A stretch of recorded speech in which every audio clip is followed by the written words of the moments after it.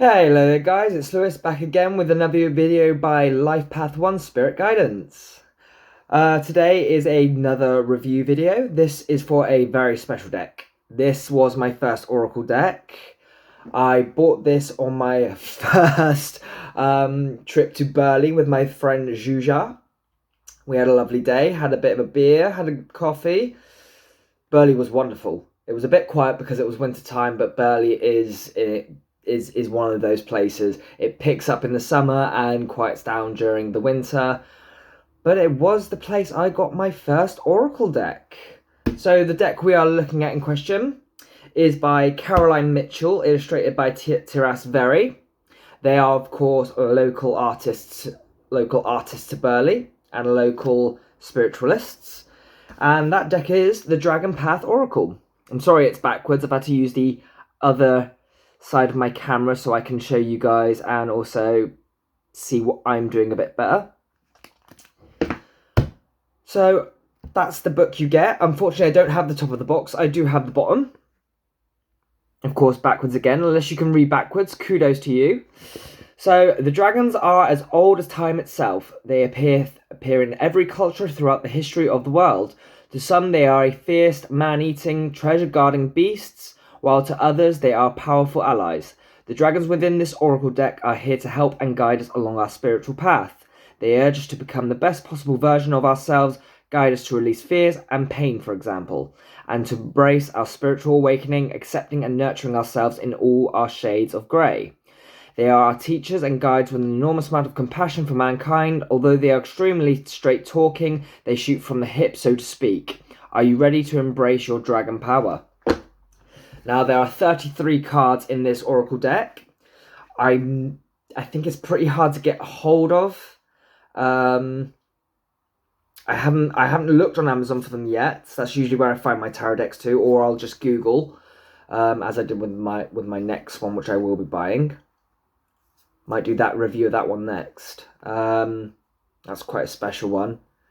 But yeah, this is a very I really do love this deck. Its images, which I'll show you in a second, are really powerful. Not just dragons, there's some mix with some very powerful looking humans. I think it does perfectly balance the aspects of masculine and femininity. Even though most of the dragons are classified as being female, I tend to classify dragons as a very masculine energy. The deck does come with its own Divine Feminine card. I'll show that to you guys now. Very mystical, very colourful, which you should expect from a dragon, of course. They're not going to be bland images when it comes to dragons. What more can I say? As I said, 33 cards.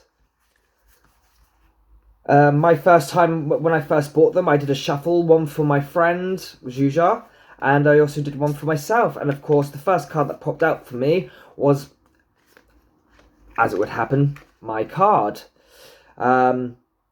Which did tell me that the deck was very much meant for me. It was perfect for my first deck. So of course, the first card I got was Platinum Dragon. And if you haven't watched my my welcome video to the channel, Platinum Dragon is number 29, which does make him an 11. So that is very much, I took that very much as my energy. And it's been more of the dragon that I've needed to grow into, in terms of energy-wise, growing into alignment, understanding my self-worth, not seeing myself as bronze, silver, or even gold, but platinum, which has helped me a lot on my journey. Let's see if I can pull up. Well, I'll tell you what, we'll do a shuffle, we'll see which dragons want to pop out that I can show you. So as I said, yeah, 33 cards. All of them are really colourful images. You can read them intuitively. A lot of what's written in the book is it's not long-winded, it's quite detailed. So I tend to go for these guys when it comes to intuitively about what's going on the card. Ooh. So our first one to pop out is the Philosopher. So for me, this is a card that's very much about learning, or someone very wise. Again, my number again, 11-2, so you've got 20 there. You've got Saturn in the background, so that's also something you can look at in the image. Greens, so to do with heart tracker, maybe learning the limits of your heart, even. Or maybe self-imposed limits that you've put on your heart. I can only love people like this, blah, blah, blah. Next card, we've got Balance. So that's our number 1 of the deck.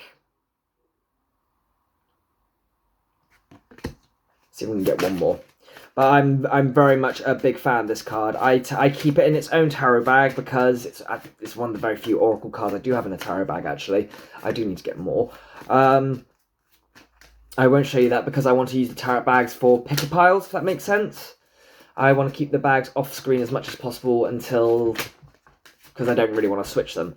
So when I do the picker piles with tarot bags, I'm hoping people won't watch multiple videos because I'd rather the deck remain a mystery. We've got Hearn. This card, it was quite a triggered me quite a bit in the past because it's very much a case of everything has a beginning and everything has an ending. Everything ends in the end. Love, everything. I was kind of like a bit depressing, really. But he is actually he's a dragon. He's been there. He's seen it all. I do like the fact that he's got antlers. He's very indicative of a deer. So you could look at that for symbolism. Forest dwelling. See if we can get one more. There we are. So we have number 15, Gaia. But this is one of the cards I was speaking about. I'll see if I can find the other one to this. There is another one like this. But a very beautiful image of a woman and a dragon. Very unified energy. Let's see if I can find him. I know it's Lord something. I know that much. He hasn't popped out much. There he is. Lord Cthulhu. Yeah, it's a man. It's a very feminine looking man, but it is a man. But yeah, I love the unity between the dragons when there's human figures in the card. Quite powerful. So he's number 28.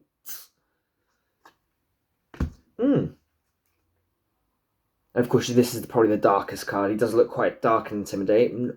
Oberon.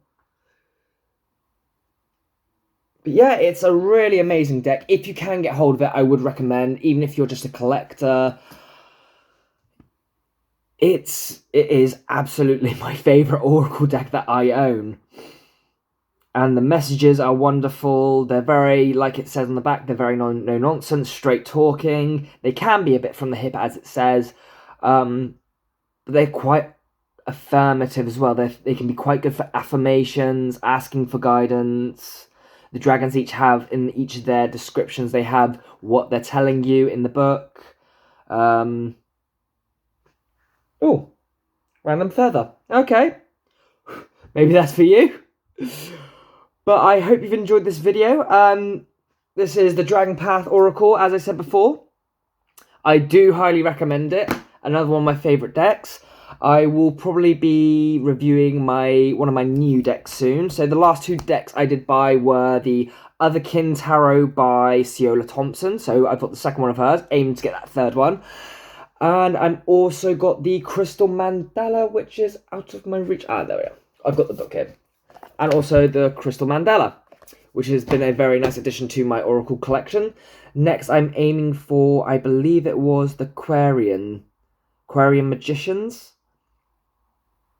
Can't remember the name of it, but watch out for that one. That's likely the one I will do next because it's quite different. I like quite different.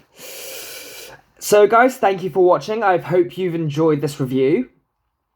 Please like, comment, and subscribe. I'd love to know what you think of the deck.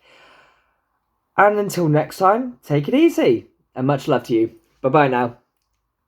Just as a final note, on the very slim chance that you do see this, Caroline Mitchell, oh my god, thank you for this deck. I just want to say, just on the off chance you do watch this video, fingers crossed, it's amazing. I absolutely love it. So thank you. I am so grateful for your creation of this deck. It is wonderful. Thank you so much.